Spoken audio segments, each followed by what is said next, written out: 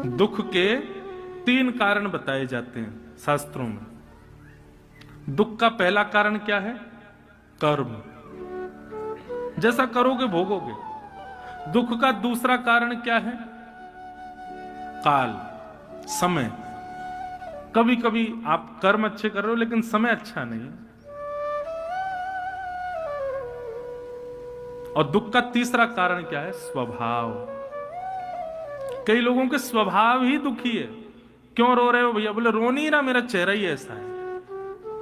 कई लोग वैसे दुखी रहते हैं, कितना भी अच्छा कर लो फिर भी दुखी हैं वो। तो दुख के ये 3 कारण, परंतु कलयुग में एक दुख का एक और कारण है, चौथा। क्या? दूसरे के सुख का दुख। ये सुखी क्यों है? ये हंस क्यों रहा है? ये इतना खुश क्यों है? इसकी खुशी मुझसे देखी नहीं जा रही। तो दुख का चौथा कारण कलयुग में क्या है? दूसरे की प्रसन्नता, दूसरे का हंसना, दूसरे का खुश होना। ये हमारे दुख का कारण बन जाता है। और बड़े शहरों में तो ये बहुत ही ज्यादा है।